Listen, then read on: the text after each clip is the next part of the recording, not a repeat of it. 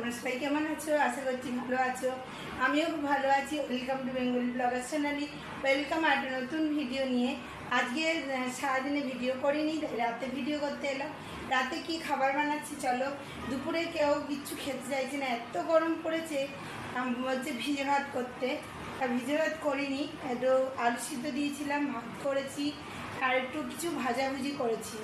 সেই জন্য আর ওটা কি দেখানো হয়নি। আর রাতের বেলা করছি আটা মাখিনি, আজকে এমনি রুটি করব, আর সেই জন্য ভাবলাম যে তোমাদের একবার দেখাই। আমার আলু চচ্চড়ি হয়ে গেছে, শুকনো শুকনো আলু চচ্চড়ি। আর এখানে দেখো ময়দা মেখে নিয়েছি, ঠিক এরকম মাখতে হবে, তাহলে ভালো রুটিটা হবে। তাই এরকম করে মেখে নিয়েছি, এর মধ্যে নুন টুন দিয়ে সব কিছু দিয়ে মেখে নিয়েছি। আর দেখো এরকম হয়েছে রুটিটা, নরম একদম। এটা মেয়ের জন্য বেড়ে রেখেছি, এসে খাবে। তা চলো, কড়াইতে আমি একটু তেলও দিয়ে দিয়েছি, বেশ পরোটা টাইপেরও হবে আর রুটি টাইপেরও হবে। সেটা আমি হাতায় করে দিয়ে দেবো। আগে বললাম তোমাদের যে মেয়ের খাবার রেখেছি, খেতেও চলে এসছে, চুল ঝাঁকড়াতে ঝাঁকড়াতে খাচ্ছে। আর এখানে আমি আর একটা চাপিয়ে দিয়েছি, দুটো খাবে, মানে ওকে আগে করে দিয়ে নিই, তারপর আবার বাদ বাকিগুলো করবো।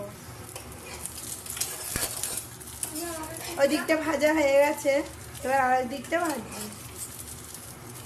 হ্যাঁ কি বলছিস?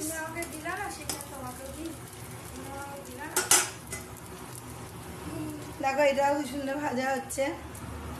আলু চচ্চড়ি দিয়ে কেমন লাগছে? শুধু শুধু আলু চচ্চড়ি খাচ্ছে। মাখার ঝুট ঝামেলা ছাড়াই রুটি করে ফেললাম। তার রুটি করে আর আসা হয়নি তোমাদের সামনে, খাওয়া দাওয়া সেরে তারপরে এলাম। তা বন্ধুরা, আজকের মতো ভিডিও এখানেই রাখছি। আমার ভিডিও যদি ভালো লেগে থাকে অবশ্যই চ্যানেলটা সাবস্ক্রাইব করবে, লাইক কমেন্ট শেয়ার করতে ভুলো না। কাল আবার নতুন ভিডিও নিয়ে খুশি গিয়ে আসছি। তাদের সুস্থ থাকবে, ভালো থাকবে, সবাইকে ভালো রাখবে। বাই।